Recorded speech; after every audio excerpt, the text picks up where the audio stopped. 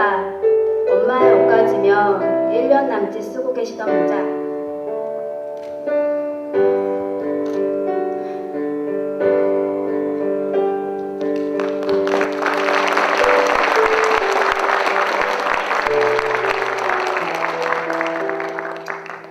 투병 내내 쓰시던 수치 적는 메모장까지 이제 다 정리된 줄 알았는데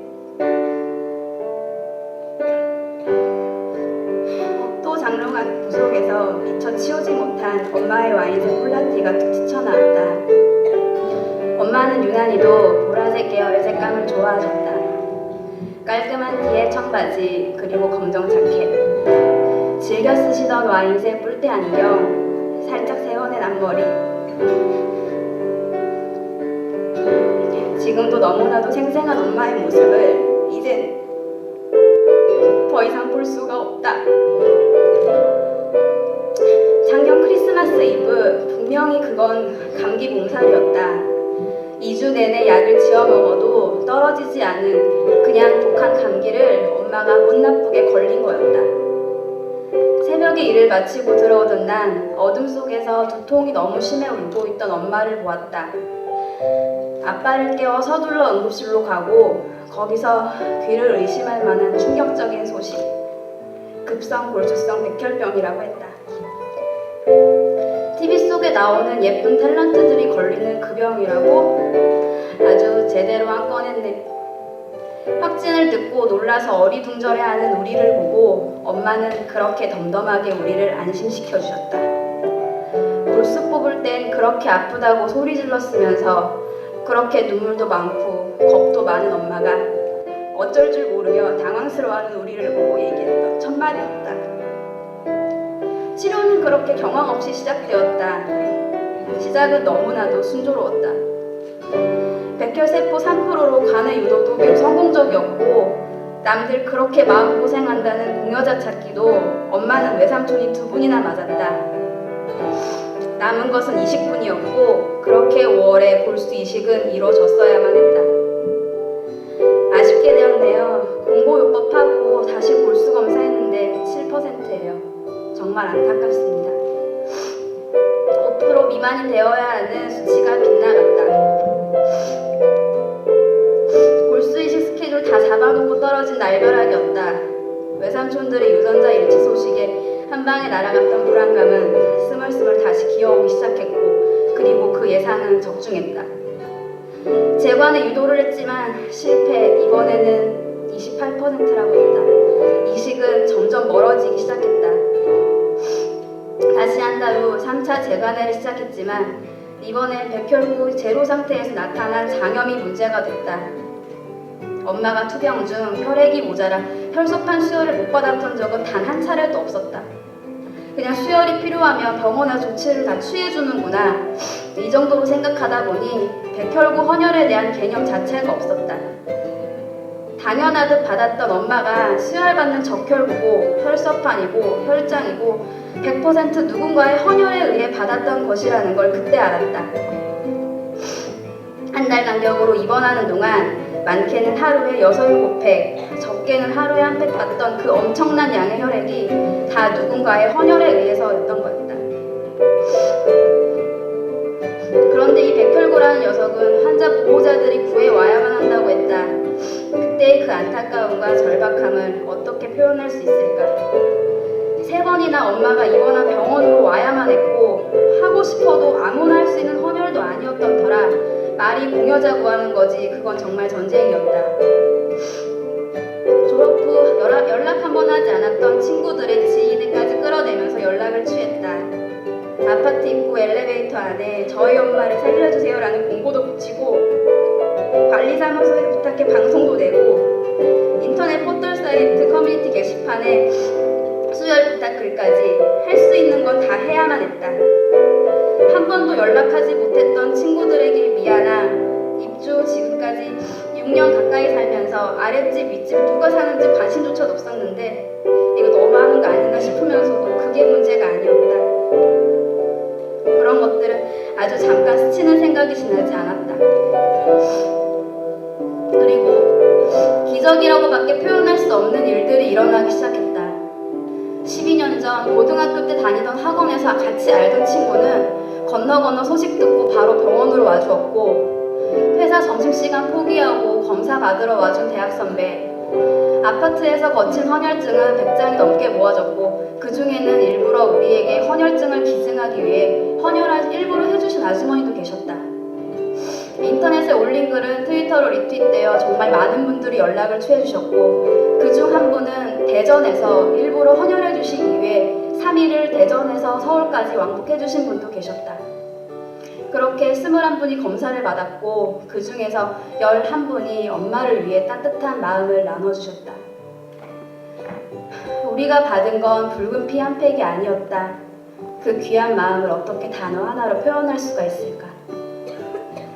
말이 안 된다고 생각했다. 어떻게 그럴 수가 있는지 아무리 머리로 이해해보려고 해도 이해가 되지 않았다. 완벽한 타인을 위해 어떻게 저렇게 자기 시간 들어가면서 그럴 수 있는지 검사 받으러 오시는 분들마다 붙잡고 몇 번이나 감사의 말씀을 전했지만 몇 번을 더해도 죄스러운 마음은 가시지 않았다. 너무나도 미안하고 너무나도 감사한 마음에 어떻게든 그 마음을 전해보고자 노력했지만 쉽지 않았다. 와주셨던 분들 중 한 분께 물어보았다. 어떻게 이렇게 와주실 수 있었냐고. 가족분들이 아셨다면 좀 꺼려하실 수도 있었을 텐데 어떻게 이런 귀한 마음 주실 생각을 하셨냐고. 그냥 그 글 보았을 때 혈액형도 같았고 마침 회사에서 월차 받은 게 있었어요. 그래서 생각할 것도 없이 그냥 전화드린 거고요. 전화 끊고 나서 걱정이 안 됐다고 했으면 거짓말이지만 제가 백혈구 기증이 가능할지 못할지도 모르는데 모른 척하기엔 이미 본 이상 두고두고 마음에 걸릴 것 같더라고요. 와이프도 처음엔 좀 걱정하는 것 같더니 오늘은 든든히 먹으라고 아침도 챙겨주던데요. 그 말에 그렁그렁해서 인사하는 날 보고 하시는 말씀은 진정 천사님이었다. 미안하지 마세요. 어머님을 위해서라기보다 어떻게 보면 저를 위해서 온 거기도 해요. 그냥 지나치면 목에 걸린 생선가시처럼 두고두고 마음에 걸렸을 거예요. 감사함에 어쩔 줄 몰라 하던 아빠가 나를 보시고 해주신 그 따뜻한 말씀에 그저 감사하단 말을 되풀이하는 것 이외에는 대신할 말이 없었다. 수혈받는 엄마에게 엄마 이거 그냥 피가 아니다. 엄마 이거 받고 회춘할지도 모르겠다. 어떻게 다 갚냐 이건? 다 나가면 바빠지겠다 우리. 빚 갚으려면 바지런히 나와야겠다. 눈웃음 살짝 치면서 보여주던 그 미소를 가득 빌어주던 엄마. 그런데 그만 3차 재간에도 실패하고 급격하게 상태가 나빠지더니 너무도 갑자기 그만 엄마를 잃어버렸다. 돌아가신 바로 그날 어떻게 연락이 닿았는지 엄마에게 백혈구 헌혈을 해주시던 공여자 한 분께서 엄마를 찾아오셨다. 기도해드리려고 왔어요. 그때 잘 되셔서 다시 뵙게 되면 건강 찾으셔서 뵙게 되었으면 했는데 저도 참 뭐라고 드릴 말씀이 없네요. 아빠 두 손 꼭 잡으시고 기도해 주시던 그 모습을 어떻게 잃을 수가 있을까? 그 큰 마음에 너무 벅차서 밑에서부터 뭔가가 차고 오르더니 눈으로 넘쳐내리기 시작했다. 그 마음에 감사하며 엄마를 잘 보내고 돌아오는 길에 한 통의 문자를 받았다. 님, 아직도 헌혈증 필요하시면 연락주세요. 나만 알고 살았던 지난 날이었다. 세상이 어떻게 돌아가던 내가 보고 싶은 것만 보고 듣고 싶어하는 것만 듣고 살았다.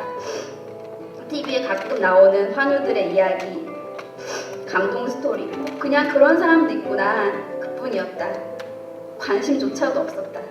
그렇게 껍데기처럼 살아왔던 지난 날이었다. 이제야 조금만 내가 눈을 돌리면 폭포수처럼 나를 적셔주셨던 그 커다란 귀한 마음을 내가 받았듯 나 역시도 그 마음을 줄 수 있다는 것을 알았다. 환우들을 보는 세상의 시선이 조금만 더 따뜻해지길, 내가 변했듯 이 짧은 글로 누군가의 시선 또한 조금만 더 따뜻해졌으면 하는 작은 소망을